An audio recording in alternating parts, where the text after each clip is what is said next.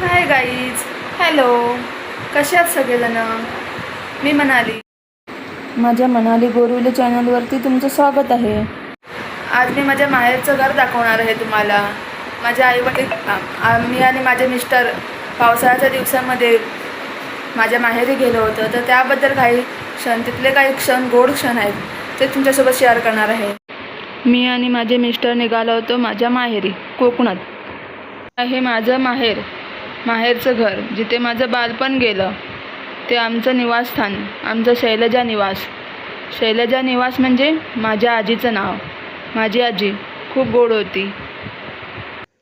मी आणि माझे अचानक पावसाळ्यात मम्मी पप्पांना भेटण्यासाठी माझ्या माहेरी गेलो. तर माझ्या आईवडिलांना खूप आनंद झाला त्यांचा. आणि तुम्हाला तर माहितीच आहे, जावई घरी आला की त्याचा मानपान केला जातो. तसंच माझी आई हौशी, काय करू नी काय नाही. दररोज नवीन नवीन काही ना काही जेवणात मेनू. कधी चिकन वडे, कधी पुरी भाजी, कधी कोकणी खेकडी. पावसाळ्यात कोकणात गेलो आणि खेकडी नाही खाल्ली तर काय मजा ना. त्यानंतर आम्ही असंच राऊंडसाठी मंडणगडात फिरायला गेलो.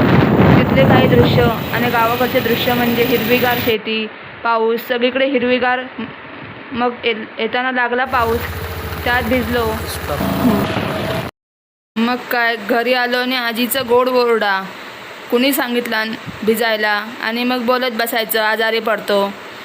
त्यानंतर केली गरमागरम भजी व चहा, आणि त्यात पाऊस. चहा आणि भजी असली की पावसाचा आनंद काही वेगळाच असतो. डोंगराळ भाग, केळीच्या झाडाला कोका आलेला आहेत, केळी आलेले आहेत. ही शाळा आहे, इथं माझं बालपण गेलं. ह्या शाळेत आम्ही 1ली ते 7वी शिकलो. तसंच ही आमची गाडी. असं आल्हाददायक वातावरण आहे. गावाकडचं वातावरण म्हणजे खूप आल्हाददायक, आनंदमय वातावरण. मनाला स्पर्श करणारं, मनाला हलकं करणारं वातावरण. त्यातल्या त्यात गंमत अशी की सोमवारी पप्पांची बैठक असते. त्यात लाईट गेलेली, 4 दिवस लाईट नव्हती गावाला.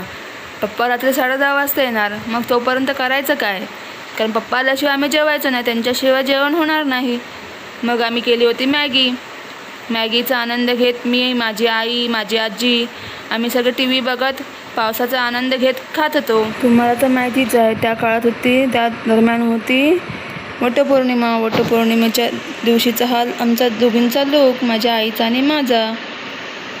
7 फेरे घेताना, वटपौर्णिमेचे 7 फेरे घेतानाचा फोटो, पप्पांसोबतचे काही क्षण, अहोंच्या दीर्घायुष्यासाठी केलेलं हे व्रत, त्यांना वाण देताना, त्यांना नमस्कार करताना काही गोड क्षण आहेत. हे आहे माझ्या माहेरच्या घरचं देवघर. त्यानंतर आम्ही गेलो होतो तुळशीतल्या ग्रामदेवतेच्या मंदिरात, तिथे दर्शन घेतलं. हे माझा वटपौर्णिमेचा लूक. तुमचे काही पावसातले अनुभव असतील, पावसातले काही क्षण असतील, गोड क्षण असतील, ते नक्की शेअर करा, कमेंट्स करा. माझी व्हिडिओ आवडले असेल तर लाईक, शेअर, सबस्क्राईब करा. थँक्यू.